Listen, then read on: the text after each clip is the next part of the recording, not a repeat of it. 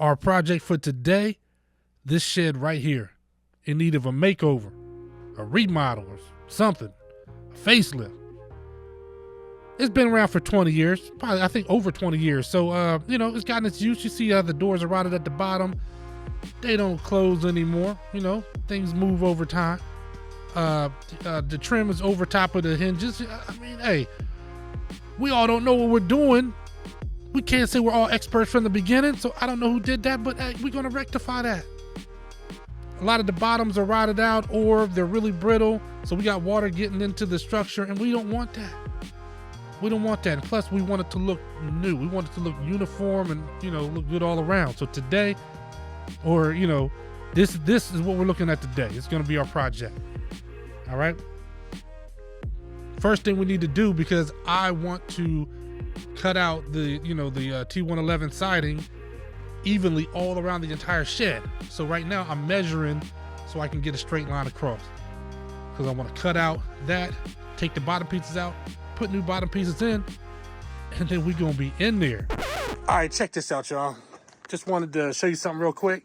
This shed, I'm supposed to be replacing a lot of the bottom sheets on here because, the wood rot. So I like to bring them up to like the middle, not the middle, but to make it look decent. You replace them at the bottom, it'll look ridiculous. Anyway, I measured across from the door to the end of the shed. And if you see that top line, that's the level line. But if you back up and look at it from back here, that top line looked like it's off level because the actual shed itself is not level. This shed is massive. There's no way, we're not going to readjust this shed. It is where it is. So the next best thing to do is you adjust it to the building, okay? So instead I'm measuring from the would-be soffit down, and I'm going across from there, and that's what that bottom line is. And if you look at that bottom line, it looks level with that window, and that's what we want. So we could be right with God. We could, that first line is level with God, but it don't matter if it's not gonna look right on the building, all right? So I know you didn't think we were gonna, right at the beginning of the project, we run into an issue. Now you might say, hey man, you should have checked the shed for level, whatever. I didn't, all right? So now I know it's not level now. So, but it's all right. Look, a lot of this handyman business or this game is about, it's almost freestyling. I mean, it's off the top, and I'm kind of like the Harry Mack of this. You understand what I'm saying? Now these doors, they're hard to get off because you see me, and I got a lot of weight I'm putting behind this driver, trying to get these screws out, and I'm getting some out and some I'm not. Some are rotted, but this shed has been painted multiple times, so it's causing me some issues. So let me show you something real quick. This is just future reference. You ever decide to paint a shed or something like that? See all these screws?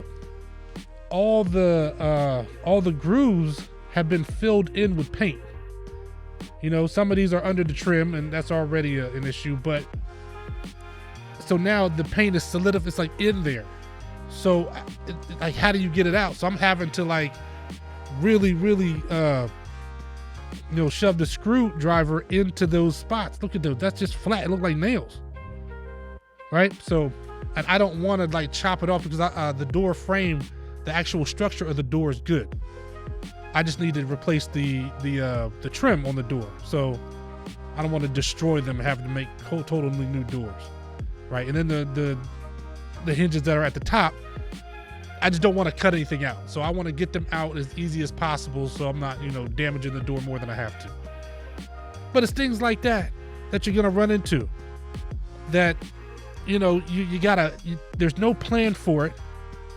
You just, when you come to it, you gotta figure it out. This ended up working out, and I was able to get these doors off, but you just gotta figure it out as you go. Be confident enough. So I was using my knife to kind of get the some of the paint out of the grooves if I could, and it worked enough. Like I said, I got the doors off, and that's all that mattered in the end. But if you run into these, you're always gonna run into an issue, right?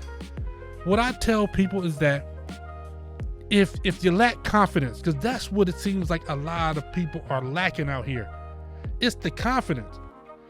Even if you don't want to get into business, then, you know, a lot of times you're scared to take on certain projects or something like that because you're confident. You're just lacking the confidence, right? But hey, the only way you're gonna gain confidence is by fixing something. Fixing something is one of the biggest boosts of confidence that you're ever gonna have, and it goes way further than just the handyman business or the trades. What I'm doing right now is I'm taking the sheet of the T111 and I'm just making new doors, right? Like I said, the door frame is good, the actual wood, but the T111 is rotted out. So I'm just gonna put new T111 on both of the doors. We're gonna go from there. That's our starting procedure. And I'm telling you, if you don't have a track saw, and I got the little I'll put the script, and I always forget to say anything I use will be in the description. But the little clips that I use for the track saw to hold them in place, they're like the spring loaded ones, not spring loaded, but I guess they are kind of pressure loaded. You don't have to screw anything on, and they just make using the track saw, using these saws for the tracks so much faster. So I love it, and I use the track saw all the time. Anytime I'm doing anything with plywood or something like this kind of siding, track saw, it's a beautiful thing. It's one of those, it's actually one of those tools that for a couple years I didn't have one, and I was just like, I'm using 1-bys and stuff to create a border and all these other things, but once I got one, it's just one of those tools where it's like, what was I thinking? All them years, man, like not using them, making like shelving and stuff like that. Oh, man. But hey, live and learn. Anyway, I'm telling you, to boost your confidence, if you're out here and you're struggling a little bit and you need something to boost your confidence, fix something. Fix anything. I mean, maybe I'm more, and I'm really leaning on my guys right now because and the ladies, hey, trust me, I got a whole house full of ladies and I put them to work. I try to have them fixing stuff and doing their own stuff, putting their stuff together so they gain the confidence themselves, right? So I'm a believer with everybody, but with my guys out here, as these generations keep going, every generation we're passing on less and less. So we got a lot of these guys out here struggling because they don't have the confidence. We're telling them, hey, get in the trades, but man, they don't have the confidence to get out here and just feel like that they can be the ones to fix something. They might have never picked up a tool, even though we all got to start somewhere. Check in real quick, back to the job. What I'm doing right now is I'm just securing the old door frame to some new T111. That's it. There's no reason to get rid of all the wood. If it's not rotting, then I just don't want to throw things out just to be throwing them out. It's functional, it works, so we're gonna keep that. But we got to remember that we have to position it. This has to be positioned onto the T111 the same as it was before. So there are a lot of measurements that have to take place. This is probably going to be the trickiest part of this job, is the doors. Because if you think about it, not only do they have to fit right, but since the shed is not level, if I put them up there perfectly, two perfect doors, and I put them up there, then they're not going to be even, right? One's going to be higher than the other and all that. So I'm going to have to basically put them up and then make adjustments, which is, it's just going to make it tedious. But that's all part of it, right? Then the other thing, you can't just slap on some T111 and throw it up. That T111, look at that. It has to match the existing T111 above it. So all those lines have to match all the way down. So you can't just anywhere on the T111 just throw it up there. It all has to match. Even the sides, everything. Everything has to match in order for it to look good in the end. So got that right there. Drew that line across. Now it's time to start popping off the sides. And just remember, when you do that, and before you put your saw in, you got to take a piece of T111 and set the depth of your saw just to the thickness of the T111.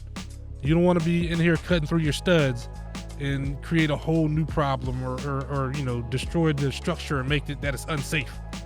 Then you'll be tearing down a whole shed or or redoing an entire wall or something like that. So no need to do that. You see the bottom of those pieces are all wet. Now, these are the pieces that are going to go around the bottom of the whole shed. So it's like 20 something pieces or whatever. But I go ahead and primer those to get them already prepared. Make sure I get down, paint down in the grooves, because it's just hard to get to those spots. And then I take a roller with a 3/4 inch nap and go over top of the existing wood, because you got to prime it. I mean, you have to, or your paint is not going to stick. But I only roll I don't roll the whole thing, just because I am going to save time in whatever I can do. So I'll put it up on the wall. But you see that tripod? Look there. It's windy, man. They just keep blowing over. Look at these trees. I know there's painters out here that are gonna watch it and say, hey man, overspray doesn't exist in my world. Maybe it doesn't, man, but I'm not living in your world. I get overspray. So I can't have it getting all over the building and everything like that. So I just go ahead and if I gotta roll it by hand, I'll roll it by hand. Now, to paint the entire shed, I wait for a non-windy day. I'm not gonna roll that. I'm not roll that whole shed and brush it. But you see here, I used in the kind of primer I also use is like it's wood primer. It's made for wood and protect against mold and mildew and all that good stuff. So hopefully, the goal is hopefully we can get this thing to last another 20, 30, who knows, 40 years. We can make this structure last as long as we need it to. So that's the goal at the end. I'm pulling out any nails I can find that are in my way. Get them all out of there, and we start putting the panels in. But I'm telling you, there's a book called Shop Class of Soulcraft. I talk about it from time to time. It's a book I read, I don't know, years ago. It was a guy that was a philosopher, and he used to study and did studies on. He was like a motorcycle guy, motorcycle mechanic or whatever. But that all his book work, all his studying was one thing, but there was nothing like when he would work on his motorcycle. The value that he got out of it, is the fulfillment, the confidence that you gain, all these things that come from working on things with your hands. There's a huge difference. And trust me, I'm speaking from experience. I worked at all kinds of jobs where, say you're at a warehouse, we'll take Amazon for instance, but warehouses are warehouses, right? Where you're a cog in the wheel, right? This is one giant machine. It's a bunch of people, and it's just that you do your little job, and you're stowing or something like that, and you do your little job over and over and over all day, and it's a necessary job, right, for the whole thing to work. But you can't see that. You don't go home every day feeling fulfilled because you stack more boxes than the next guy. I mean, maybe some people are like that, but for the most part, people don't get fulfillment from that. You don't learn anything. You don't become more confident because of your box stacking capabilities. It doesn't exist, right? What's the name? There's also another guy named Bob Proctor. Man, I love Bob Proctor, right? He passed away a little while ago, rest in peace. Some people might know him from watching this thing called The Secret or whatever. But one thing I loved that Bob Proctor used to say was that work was made for us. We aren't made for work. Work is made for us. And what he meant by that is not that we just have to work. Work is what kind of work are you doing? What's the work for? And that's why there is a level of fulfillment you get from work, right? A level of confidence. It builds other areas of your life. It's not just like being the cog in the wheel, right? It's not just about, I'm gonna go to work and stack boxes and go home. I'm gonna go to work, stack boxes and go home. No.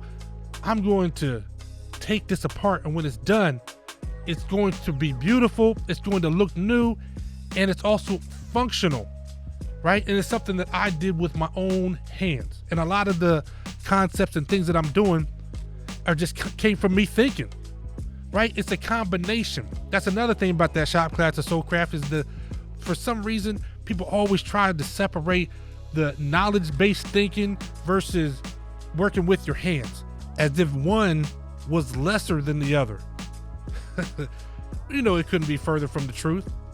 We all know that. We know that, you know, when you work with your hands, and a lot of times, and I'm talking about the skilled labor part, I'm talking about being a handyman, you know, I'm talking about, you know, all the other things that to try to come up with ideas. You're always constantly thinking. It's not separate.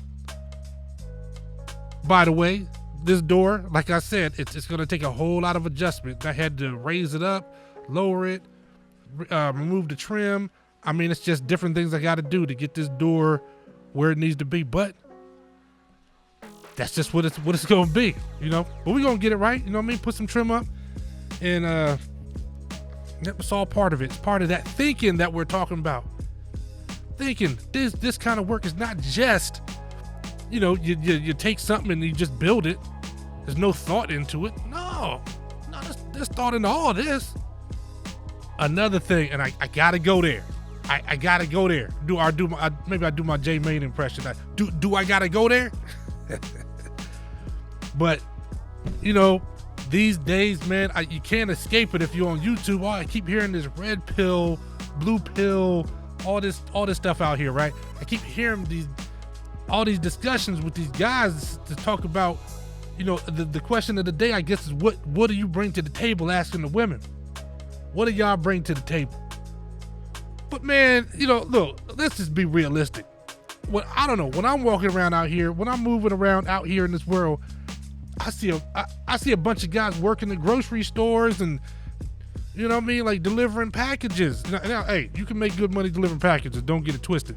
But what I'm saying is that if you're working and you got a spouse that works and y'all both, you know, y'all both have to go to work to be able to pay the bills, right? Then both of y'all got to bring something else to the table. A lot of these guys are getting taught that, hey, just as long as I can, you know, I go to Amazon every day and go to work, that you know, she does the same thing. Matter of fact, we ride to work together, come home, then she need to cook dinner and make me a sandwich. Yeah, but what can you do? And this is part of what I'm saying, is that you can fix something if you want to. You can build something if you want to. That's what you can bring. If things go wrong, if things start getting messed up, that's something that you could do. That's something you can have confidence that, you know what? It's a way for us to save a whole lot of money if I can build something. Or if something happens to this job, that I can have something, a skill that I have in my pocket that I could go out and make money tomorrow if I need to, because I have this ability and I have the confidence to go somewhere and get some work done. What is that worth? What's that worth? I'm telling you, you can build confidence by fixing things. It don't have to be something major. You can start out with the small things. I mean, that's what I started out with. You know, I installed a storm door, man, on the front. I was gonna try to get somebody to do it. The first two things I think I installed on the house was my house years and years ago. I mean, it was a garage door opener and a storm door. And I was really trying to hire somebody, and my wife, I gotta give it to her. She was like, you could do that. You could do that. You know, there ain't nothing wrong with you. You could do that yourself. And I was like, all right, I'm gonna do it. And man, let me tell you something. The storm door took me all day. Garage door opener, I didn't have the tools, I didn't have the setup, but going back and forth to the store ended up taking me all day. Oh, just to check in on the project, on the sides to get it to line up with the back and the front, because I couldn't measure from the soffit. I had to take a string line from one side to the other to the ends where the cuts were on both sides of the building, and just go straight across from there. String line, snap it, bam, straight line. So we can get this trimmed perfectly all the way around the building. But yeah, it took me forever. You understand me? Forever to get them. But once I did it, even though, I mean, the storm door, I didn't know I should have shimmed it and all this, whatever, but it looked good. It functioned, it closed, it locked, it did everything it's supposed to do. Garage door opener, the same thing. Everything worked. And I felt great, felt good about it. And it got me moving Then I finally did a big project. It was on a vehicle though. I had to replace the brake master cylinder, bleed the brakes, and hey, some guys might be like, man, that's nothing. But if you used to just doing brake pads, doing the master cylinder is huge. And I did it because I didn't have the money to fix it. So I didn't have a choice. But that boosted my confidence. Like, man, if I could do this, what else can I do? And then I just started doing all kinds of extra stuff and just random work and just building it up and build up my confidence more and more to the point where I'm doing what I'm doing now. And that's what I'm saying every day. And look, I'm not going to sell it that every day you get out here and you're doing your handyman work and you're fixing stuff and everything. And every day you just, I don't know, you just have a project that you just love to do. Nah, sometimes you're getting certain projects that gets a little tedious. This one, this shed got a little tedious, man. You know, when I first started, I was all into it, but then, man, it was like, man, you know, how many panels I got to put up on this thing? But I would see the project, and then, you know, I'd get there and I'd like, man, how much progress I've made was just, you know, it was amazing. It would kind of recharge me. You know what I mean? I'd see it, I see the finish line, I see the goal and see like, oh man, you know, and it would just, I get a little boost of energy, man, to just get me pumped up to go again. I never had that going into the warehouse. I was there, you know what I mean? Like, I was with you, I was next to you. I told you, I was at the plant. I was at the warehouse. I was at all those jobs where it's just like, you know, you're just going through the motions. And that ain't what life's about, man. Bob Proctor was absolutely correct. Work was made for us, but it's the kind of work that fulfills you, not the kind of work that you're just wasting time doing to earn money in return. I mean, you know, we all got to do what we got to do. I'm not saying quit your job today. You got to do what you have to do. The society is just, this is what it is. But have a strategy, have a plan, do some of these things, and you can build confidence in knowing and then start doing more. I'm telling you, just watch me finish this wall, man. I'm trying to tell you, you could do this.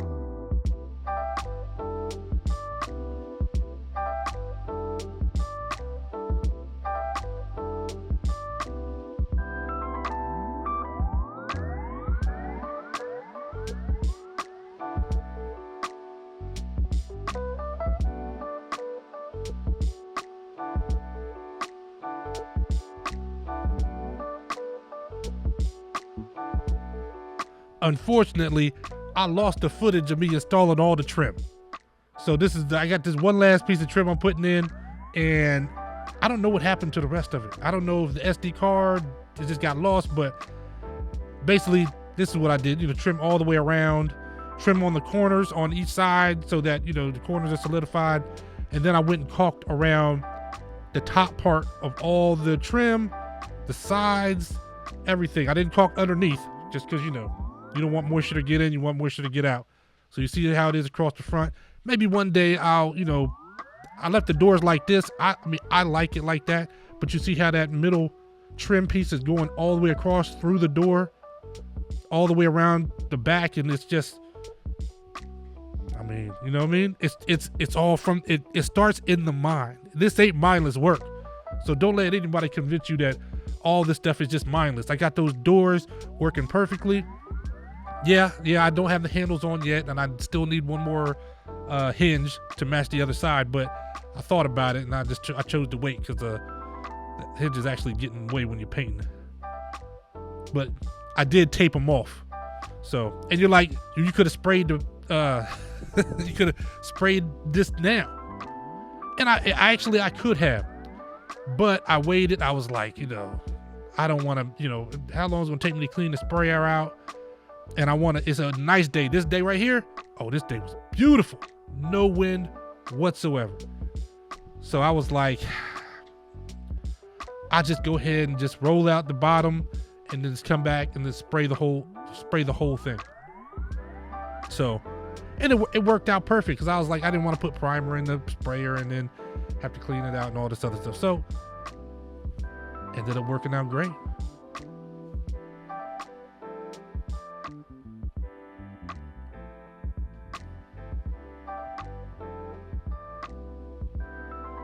This is actually the stuff that I like though. So, you know, I get to the end of these projects and the little details, little fine details that, you know, you look up really close. It just, I mean, you ride up, it just looks like a brand new shed is what I want it to look like. I want to make sure all the wood is sealed, just, you know, all the little imperfections I can find, I just do it. A job that's open like this out in the country, I can have a little speaker out there listening to, a lot of times, and we'll have this discussion one day, man, because we got to start thinking. We got to start thinking more, or, you know, using our time wisely, right? So I love listening to ebooks. I don't believe that you should just be listening to nonfiction, just business books 24/7. You know, I think expand your mind. You know what I mean? Like, but we'll get into all that.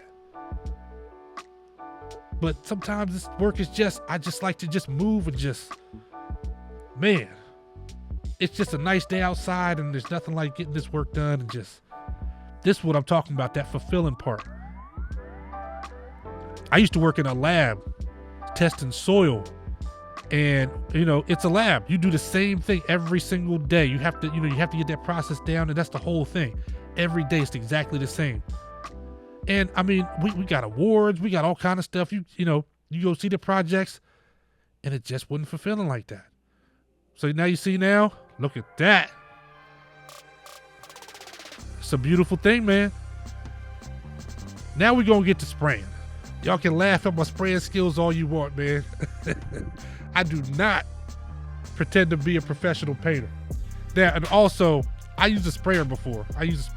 But I normally use it on, like, you know, furniture and things of that nature, man. So I'm all over the place trying to figure this thing out, especially since it's wood. I didn't use, usually I use the fine finish tip. This I was just using a regular Rack X tip, and came out, like I said, in the end it came out great. But I had to figure things out. I also wasn't used to, I just bought this extension too. I think it's a 38-inch extension, which, I mean, it came out great because I needed every bit that 30. I didn't have to get on a ladder to do the corners, the sides. They were pretty high. So it ended up working out great, man. Also, you can't tell probably, but I did tape off all the hinges and all the and the lock. But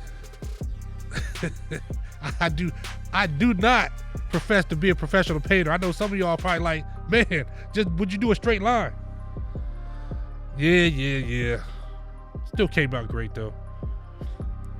But I originally went over it, and then I had to go back over it to make sure all the paint was in the grooves, because it was in the grooves you could still see some primer in the corners. So I had to go back over it and do the corners or whatever. But like I said, all in all, my whole thing is if I can get it sprayed evenly. Yeah, I know. Why can't you paint a straight line? I don't know, man. It's not my ministry. I'm also used to just painting doors and furniture and stuff like that. That's what I usually use a sprayer for. This is the first time I actually painted a structure like with a sprayer. But it came out great, man. Look at that. Looks like a whole brand new shed.